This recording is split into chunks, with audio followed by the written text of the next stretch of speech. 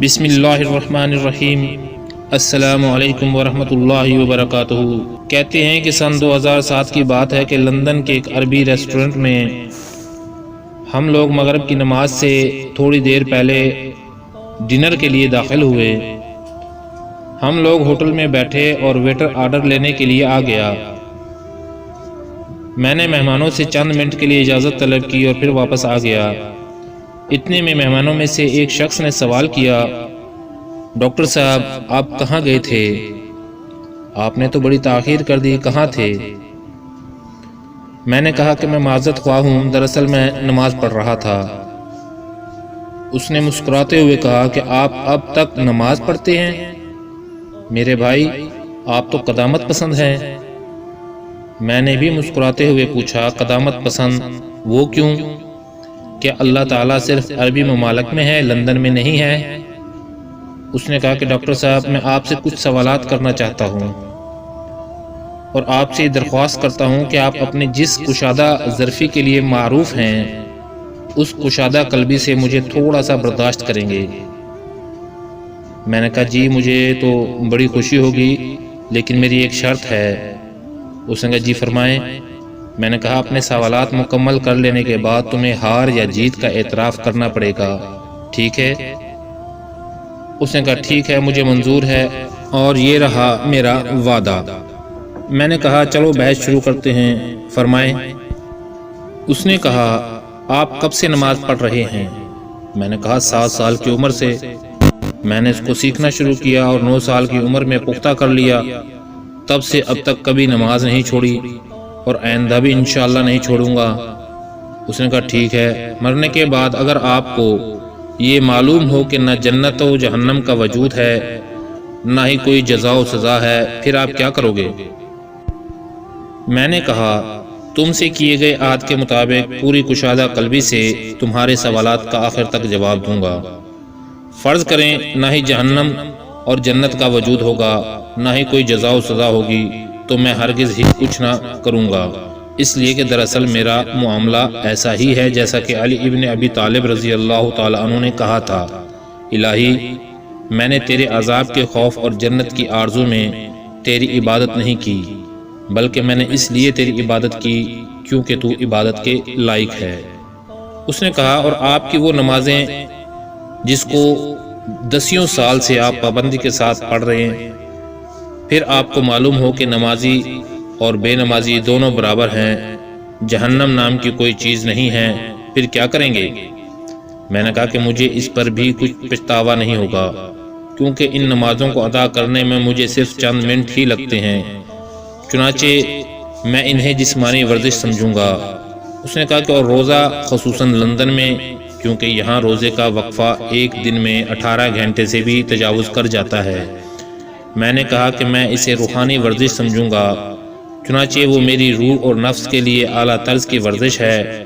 اس طرح اس کے اندر صحت سے جڑے بہت سارے فوائد بھی ہیں، جس کا فائدہ میری زندگی ہی میں مجھے مل چکا ہے، اور کئی بین الاقوامی غیر اسلامی اداروں کا بھی یہ ماننا ہے کہ کچھ وقفے تک کھانا پینا بند کرنا جسم کے لیے بہت مفید اور نفع بخش ہے۔ اس نے کہا کہ آپ نے کبھی شراب پی ہے؟ میں نے کہا کہ میں نے اس کو کبھی ہاتھ تک نہیں لگایا۔ اس نے تعجب سے کہا کبھی نہیں؟ میں نے کہا کہ کبھی نہیں۔ اس نے کہا کہ اس زندگی میں اپنے آپ کو شراب نوشی کی لذت اور اس کے خمار کے سرور سے محرومی کے بارے میں کیا کہیں گے، اگر آپ پر وہی ظاہر ہو جو میں نے فرض کیا ہے؟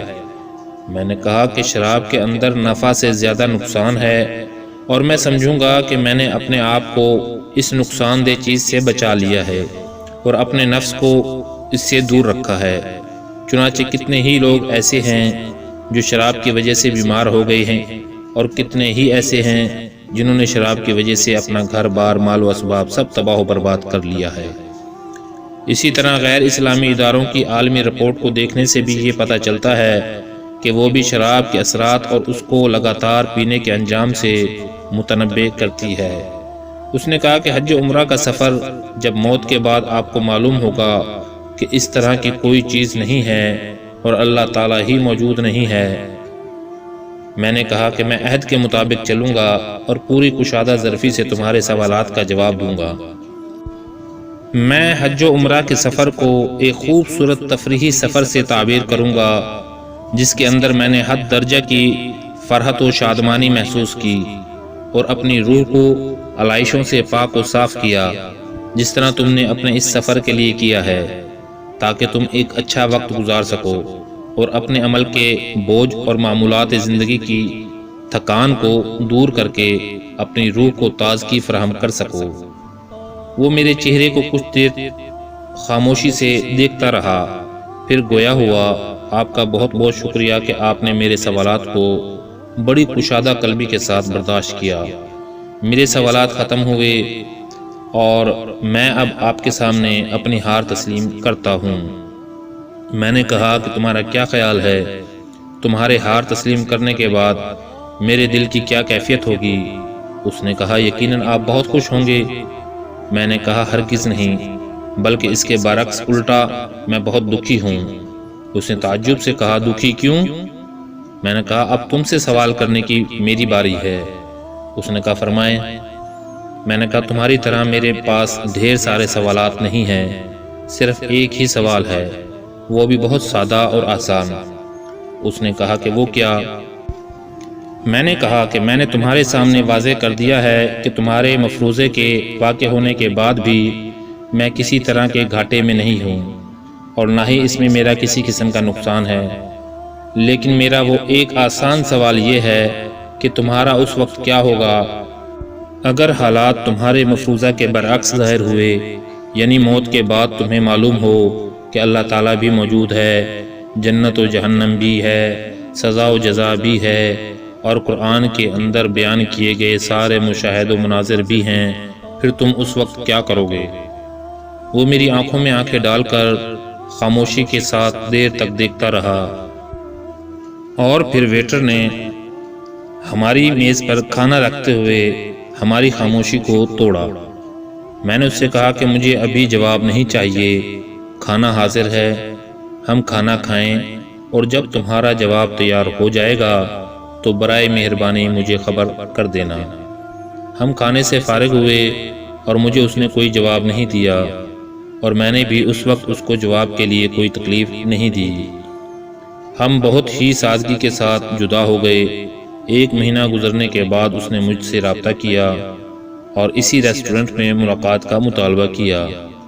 ریسٹورنٹ میں ہماری ملاقات ہوئی، ہم نے ایک دوسرے سے ہاتھ ملایا کہ اچانک اس نے میرے کندھے پر اپنا سر رکھ کر مجھے اپنی باہوں میں پکڑ کر رونے لگا۔ میں نے اپنا ہاتھ اس کے پیٹھ پر رکھا اور پوچھا کیا بات ہے، تم کیوں رو رہے ہو؟ اس نے کہا کہ میں یہاں آپ کا شکریہ ادا کرنے آیا ہوں اور اپنے جواب سے آپ کو باخبر کرنے آیا ہوں۔ 20 سال سے بھی زیادہ عرصہ تک نماز سے دور رہنے کے بعد اب میں نماز پڑھنے لگا ہوں۔ آپ کے جملوں کی صدائے بازگشت میرے ذہن و دماغ میں بلا توقف گونجتی رہی اور میں نیند کی لذت سے محروم ہوتا رہا۔ آپ نے میرے دل و دماغ اور جسم میں آتش فشاں چھوڑ دیا تھا اور وہ میرے اندر اثر کر گیا۔ مجھے احساس ہونے لگا کہ جیسے میں کوئی اور انسان ہوں اور ایک نئی روح میرے جسم کے اندر حرکت کر رہی ہے۔ ایک بے مثال قلبی سکون بھی محسوس کر رہا ہوں۔ میں نے کہا ہو سکتا ہے جب تمہاری بصارت نے تمہارا ساتھ چھوڑ دیا ہو تب ان جملوں نے تمہاری بصیرت کو بیدار کر دیا ہو۔ اس نے کہا کہ بالکل ایسا ہی ہے، یقیناً جب میری بصارت نے میرا ساتھ چھوڑ دیا تو ان جملوں نے میری بصیرت کو بیدار کر دیا۔ میرے پیارے بھائی، تہ دل سے آپ کا شکریہ۔ اس واقعہ کو بیان کر کے یوں ہی مت گزر جائیں، بلکہ اس کو آگے شیئر کریں، شاید یہ کسی شخص کی ہدایت کا ذریعہ بن جائے۔ والسلام ورحمۃ اللہ وبرکاتہ۔